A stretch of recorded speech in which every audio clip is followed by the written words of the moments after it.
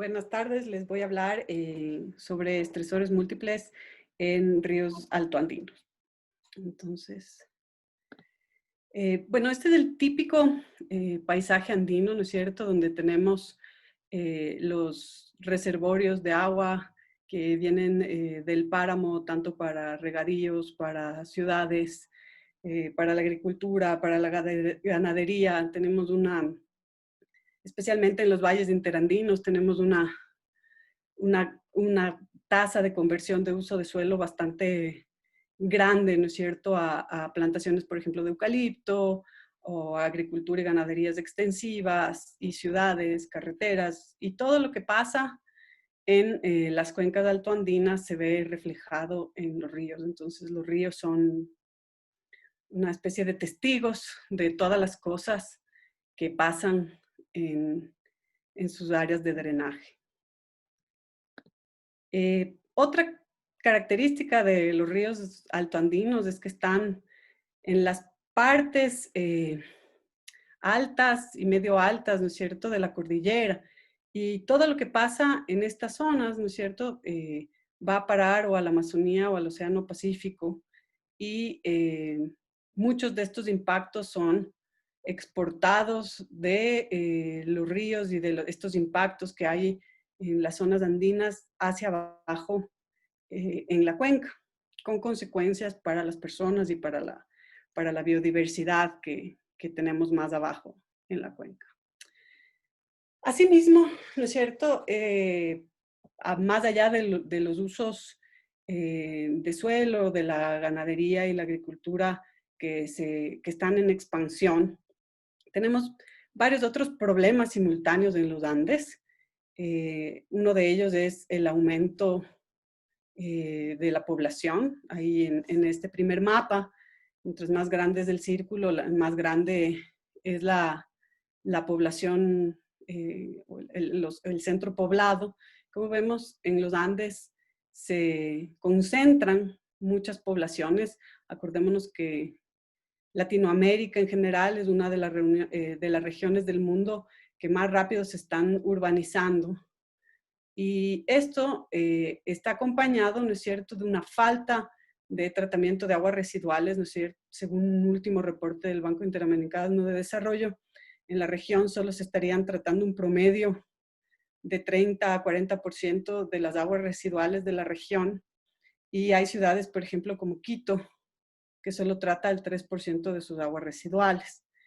A esto si le aumentamos, ¿no es cierto?, aquí mismo en los Andes, y esto es para toda la cordillera. Este es un mapa del Atlas de Justicia Ambiental, y cada punto naranja que ustedes ven es un conflicto ocasionado por la minería. Y como vemos también, esto es cada vez más común y más extenso a lo largo de todos los Andes. Para aumentar las presiones que tienen estas cuencas hidrográficas. Otro problema son las represas hidroeléctricas. Entre las represas en construcción, las que están funcionando y las programadas, ¿no es cierto? Casi que hay un corte de los Andes, un corte de la conexión de los ríos andinos, por ejemplo, con los ríos amazónicos, ¿no? Entonces, esta es otra presión muy grande que tienen los ríos y que también hay del otro lado, ¿no? Este mapa solo tiene las represas que están proyectadas, construidas y, y construyéndose en el lado oriental de la cordillera, pero en el lado occidental también tenemos ejemplos nefastos de represas hidroeléctricas como Manduriaco, aquí mismo en la cuenca del Guayabamba, que es donde nosotros vivimos. Entonces, un poco para ver mi cuenca de estudio desde hace algunos años es la cuenca alta del río Guayabamba. Quería mostrarles un poco los datos de los cambios de uso de suelo, de calidad del agua, de calidad ecológica, de pérdida de biodiversidad. Y bueno, también me voy a meter con estudios recientes que tenemos de microplásticos en la cuenca y marcadores virales en estos ríos y voy a terminar con los retos que tenemos las ciudades andinas y la responsabilidad que tenemos las ciudades andinas por estar en la cabecera de estas cuencas que son altamente biodiversas. Entonces, en estos dos mapas, ¿no es cierto? Este primer mapa, todo lo que está en naranja es un cambio de un uso de suelo anterior, ¿no es cierto?, a mosaico agropecuario. Y todo lo que está en verde, ¿no es cierto? Esta es la ciudad de Quito, aquí es del norte, aquí es del sur, perdón, tenemos el Cotopaxi, los Dilinizas aquí, y aquí se iría ya el río hacia más abajo y finalmente hacia el Esmeraldas y hacia el Pacífico. Y todo lo que tenemos en naranja es pérdida del mosaico agropecuario a otro uso de suelo. Y en gran parte se corresponde a ganancia de uso de suelo urbano. Entonces, muchas de las zonas de la cuenca alta del río Guayabamba, que antes eran un mosaico agropecuario, ahora se han convertido en zonas urbanas. Y zonas que antes estaban relativamente bien conservadas se han transformado a agricultura en la parte del río Pisque, por ejemplo. Ese es un análisis histórico y si vemos datos que teníamos en el 2004, en este estudio que repetimos en el 2017, por ejemplo, de nitratos, cuando hicimos nuestro estudio en el 2004, no encontramos ningún valor más alto de 3.10 miligramos por litro de nitrato. La legislación actual dice, toma como límite 10 miligramos por litro, que es altísimo. Pero en el 2004 no encontramos ningún punto que sobrepasara los 3.1 miligramos por litro. Y en el 2017, ya los ríos, el Machángara en Quito, el San Pedro a la altura de Cumbayá, más o menos, y ya pasando a la ciudad de Quito, el Monjas y el Guayabamba, en el puente del Guayabamba, se ve cómo estos valores han sido superados y antes no teníamos estos valores, pero además valores intermedios, ¿no es cierto? Que antes teníamos sitios muy, muy limpios, sin problemas de eutrofización. Este aumento de nutrientes que puede causar problemas graves de funcionamiento está extendiéndose hasta los riachuelos más pequeños de las cabeceras, por ejemplo, del Paso Ochoa, de toda la parte esta del Sincholao. Entonces, incluso en zonas que no teníamos, que no detectábamos esto, en los Ilinizas y en el mismo Parque Nacional Cotopaxi, empezamos a ver estos aumentos, por ejemplo, de nutrientes como el nitrato. A nivel del bosque de ribera, ¿no es cierto? El bosque de ribera nos sirve evaluarlo porque es una especie de filtro protector que tienen los ríos. Hacen como una especie de cernidor de contaminantes, aparte de ser conectores naturales para la vida silvestre. Es un factor muy importante. Y bueno, en el 2004 ya la ciudad de Quito y los valles aledaños tenían varios problemas importantes en sus bosques de ribera por destrucción del hábitat, por acumulación de basura o porque la urbanización prácticamente se había comido todo el espacio para el bosque de ribera del canal fluvial. Y lo que encontramos en el 2017 es que este efecto que antes solo veíamos en la ciudad de Quito y en los valles ha ido aumentando hacia arriba en la cabecera y se va deteriorando, y esto es en respuesta justamente al aumento de las zonas urbanas y hace que los bosques de ribera, ¿no es cierto?, también se deterioren y se destruyan.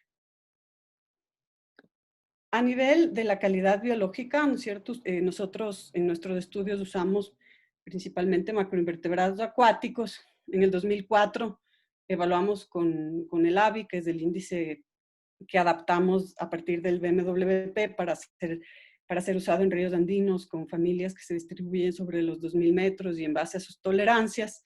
Lo que vemos es que Los puntos que tenían problemas en el 2004 siguen teniendo igual o más problemas al 2017, y como en el caso de los nitratos y del bosque de ribera, la situación es peor, ¿no es cierto? Río arriba en la cuenca, hacia la zona de Machachi, que se ha urbanizado bastante, y también en puntos que antes estaban relativamente en buen estado o excelente estado de calidad biológica, ahora se ve que ha habido un cambio de calidad hacia peor en la mayoría de casos.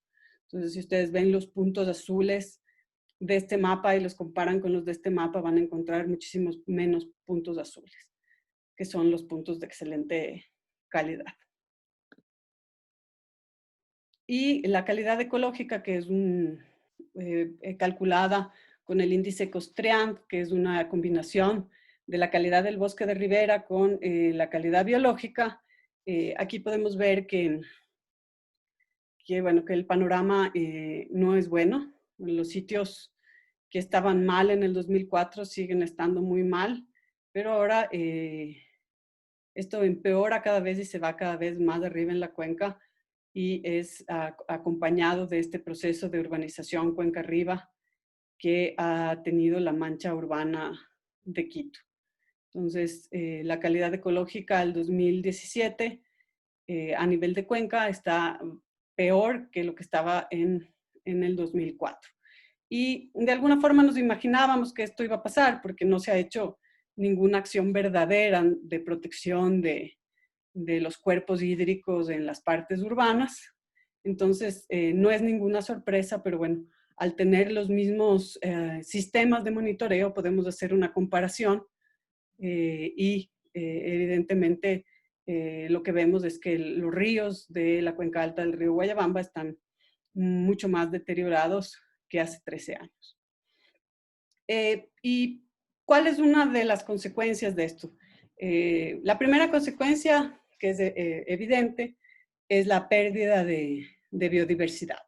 Si vemos puntos que están a la misma altura, ¿no es cierto? Esta cuenca nuestra empieza más allá de los 4.000 metros y hasta el punto, el último punto que muestreamos, que está como a 2.200, la diferencia de altitud es bastante grande. Entonces, escogiendo ríos que están en el mismo rango altitudinal y comparando su diversidad entre zonas urbanas, zonas de mosaico agroganadero y zonas de bosque o más conservadas, vemos que se pierde, ¿no es cierto?, el 87% de las familias de macroinvertebrados en ríos urbanos.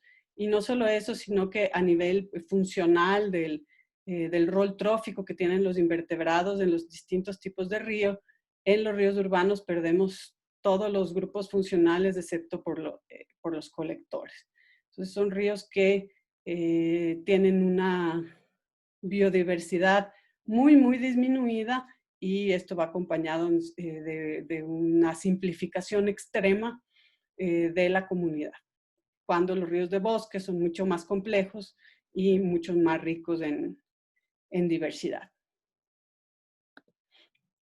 Y una de las cosas en este último estudio que hicimos en el 2017, que nos llamó mucho la atención, es que empezamos a ver plástico cuando procesábamos nuestras muestras bentónicas, y creo que esto le ha pasado a muchos de nuestros colegas que estudian ventos fluvial, es que empezamos a ver plástico en las muestras, que a mí yo no recuerdo del muestreo del 2004 haber visto plástico en mis muestras bentónicas. Entonces esto nos llevó a realizar un pequeño proyecto para medir, ¿no es cierto?, la cantidad de microplástico que había en los distintos puntos de la cuenca, desde las cabeceras hasta pasando la ciudad de Quito, para ver qué encontrábamos de microplásticos por litro de agua, ¿no es cierto?, en la cuenca. Y bueno, lo que encontramos fue bastante impresionante y crítico, por usar una palabra, Estos datos, estos barras en gris, son datos publicados de otras partes del mundo. Los datos de microplásticos en ríos no son muy comunes en la literatura. Hay mucho más información sobre plásticos y microplásticos en el mar. Entonces, esta tesis que realizó mi alumna Michelle Donoso, ella usó los mismos métodos para determinar la cantidad de microplásticos por metro cúbico que se utilizaron en estos estudios. Y lo que encontramos es que los datos, por ejemplo, del Pita en el Valle de los Chillos, o del río San Pedro a la altura de Huangopolo, o del río Guayabamba en el puente de Guayabamba, son datos que superan enormemente los datos publicados en la literatura. Y, ¿no es cierto?, los tipos de plásticos que más encontramos son fibras, ¿no es cierto? Y esto entra con el agua residual principalmente. Y bueno, una de las consecuencias de no tener depuradoras en la cuenca justamente es que estas partículas también entran a las cuencas hidrográficas y va a parar al mar, con todas las consecuencias nefastas para las cadenas tróficas marinas que ya todos conocemos. Más allá de eso, esta cantidad tan grande de microplásticos, incluso en las cabeceras, ¿no es cierto?, que son estos dos puntos de aquí, nos indica que hay un mal manejo de basura, ¿no? El mal manejo de residuos sólidos que se acumulan en las quebradas. Ya se ve cómo empieza a afectar. No hay ningún sitio que hayamos encontrado sin microplásticos. Todos, absolutamente todos, hasta el sitio más de referencia que tenemos, todos tenían microplásticos. Y esto, ¿no es cierto?, pone en evidencia también que el mal manejo de desechos sólidos finalmente también se puede evidenciar en los ríos. Y cuando quisimos ver qué pasaba si los macroinvertebrados acuáticos que estamos estudiando se estaban comiendo estos microplásticos, escogimos sitios de referencia, o sea, bien conservados o relativamente bien conservados, sitios medianamente alterados y sitios alterados. Estudiamos estas 10 familias de macroinvertebrados que pueden ver aquí, y en absolutamente todas encontramos microplásticos. Y en absolutamente todos los sitios, independientemente de si eran de referencia medianamente alterados o alterados. Entonces, sí hay una tendencia que aumenta la cantidad de microplásticos en los ríos más alterados, pero en absolutamente todos encontramos microplásticos ingeridos por los macroinvertebrados. Entonces, las consecuencias que esto tenga en las cadenas tróficas, porque ustedes saben que los ríos, ¿no es cierto?, se conectan con el bosque, ya que muchos animales insectívoros del bosque se alimentan de macroinvertebrados. No tenemos muchos peces en esta cuenca, pero potencialmente más abajo en la cuenca sí hay muchas más especies de peces que pueden estarse alimentando de estos macroinvertebrados que han ingerido plástico, y cómo se magnifica en las redes tróficas acuáticas de estas cuencas todavía no sabemos. Ya pasando un poco al estudio de indicadores virales, en este último estudio que hicimos en el 2017, implementamos trazadores microbianos de contaminación, que en inglés se llama Microbial Source Tracking. Y estos se basan en el hecho de que cada tipo de organismo tiene unos virus intestinales que son específicos de cada grupo de animales. Entonces nosotros, por ejemplo, tenemos el adenovirus humano, que es específico de humanos, o hay virus bovinos, o de chanchos, o de pollos, y siguiendo o analizando las cargas virales de cada punto en el río, podemos saber un poco de dónde viene la contaminación fecal, y de esa forma podemos saber cuál es la causa principal de contaminación en un río. Entonces, para no hablar solo de malas noticias, sino también de buenas noticias, este es el Parque Nacional Cotopaxi, y aquí están las tierras que compró el FONAG para proteger las cabeceras. Entonces se puede ver que no hay virus detectados, esos son los puntos celestes. Entonces quiere decir que estas acciones de conservación sí funcionan para preservar los ecosistemas acuáticos y la calidad del agua, que es lo que le interesa al FONAG. Tenemos todavía algunos puntos en las cabeceras donde eso pasa, y aquí todos los puntos verdes son puntos donde principalmente las cargas virales provienen de vacas. Los amarillos es de pollos, los rojos de chancho y lo azul oscuro es de humanos.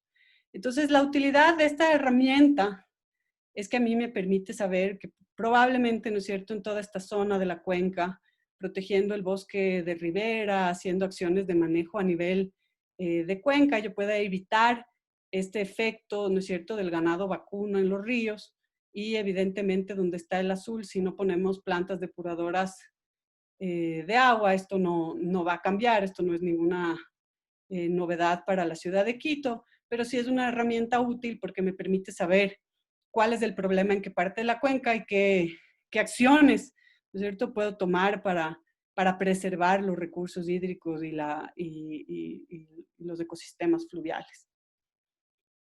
En este mismo sentido, hicimos un estudio de metagenómica en 3 puntos en la ciudad de Quito.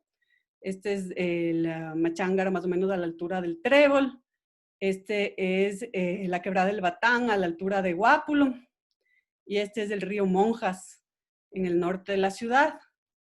Este estudio que hicimos arrojó que en las aguas de Quito, del río Machángara y del río Monjas, hay 26 especies de virus asociados a infecciones humanas. Entonces hay un montón de enfermedades relacionadas a estas diarreas no diagnosticadas, por ejemplo, que corren en el agua, ¿no es cierto? Tienen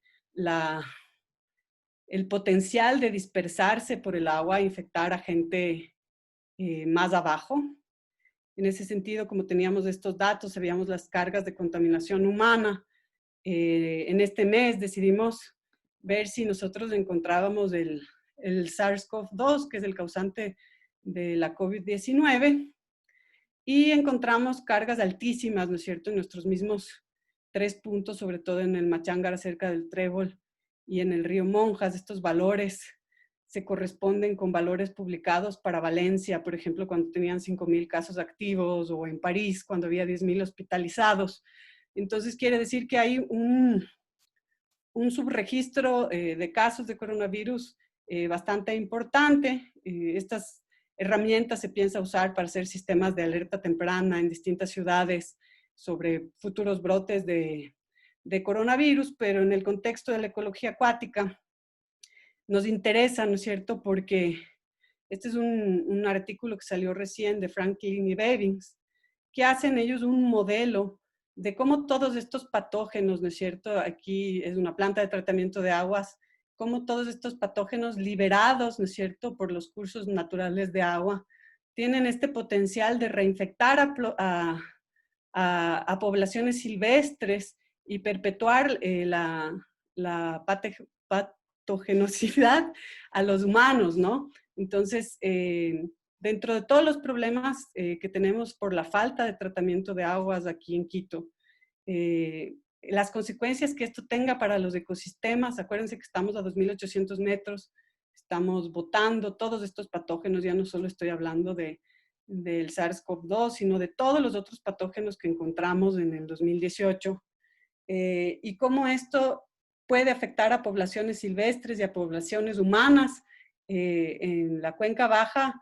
Es algo que tenemos que estudiar y es algo que puede tener consecuencias profundas, como en este caso, como proponen ellos, estos 2 autores, es este modelo que perpetúa la patogenicidad a los humanos, pero también tenemos que saber qué consecuencias estos patógenos van a tener a las poblaciones silvestres. ¿Qué retos tenemos como ciudades andinas? Lo que ha pasado con muchas de nuestras ciudades es que los cambios han sido muy rápidos y se han intensificado muchos usos de suelo. Hemos encementado, concretado la ciudad en zonas donde eran drenajes naturales de agua, ¿cierto? Hace un año vivimos esta desgracia en las laderas del Pichincha, porque el suelo impermeable de las ciudades hace que el agua baje con más fuerza, y si los flujos naturales de agua están encementados y obstaculizados, esto genera estos problemas, estas desgracias, ¿no es cierto? Y todo esto ha pasado mucho más rápido de, del ordenamiento territorial, de obras de mitigación. Entonces, tenemos unos problemas que enfrentar, que no hemos enfrentado.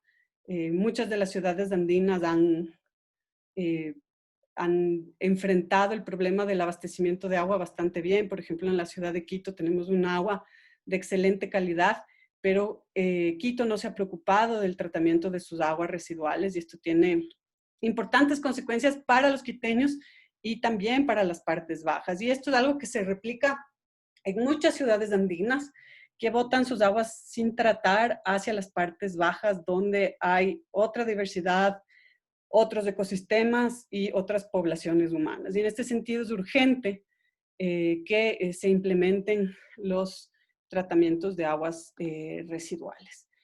¿Qué se puede hacer? ¿No es cierto? Es una mezcla de ordenamiento territorial, una mejor gestión de residuos, soluciones dirigidas a los principales estresores, y en esto me ayudan, por ejemplo, los miradores que vimos, incorporar infraestructura verde en las ciudades y tener un manejo integral de cuencas. Pero un problema que tenemos mucho en las ciudades andinas a lo largo de todos nuestros países es que a veces hay problemas de gobernanza.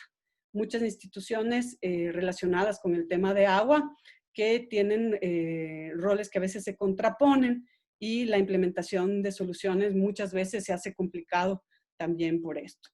Pero esto tiene que empezar a ser una realidad, no solo por salud pública, sino porque los ríos y quebradas andinos son lugares de asombrosa biodiversidad, y además son lugares que son muy importantes como recreación. En muchos sitios del sur de Quito, por ejemplo, son los últimos espacios verdes que quedan, y estos son espacios que podemos rescatar para nosotros mismos y para la biodiversidad. Pero esto no se puede hacer si no se hace un adecuado manejo de los residuos y un adecuado tratamiento de las aguas residuales.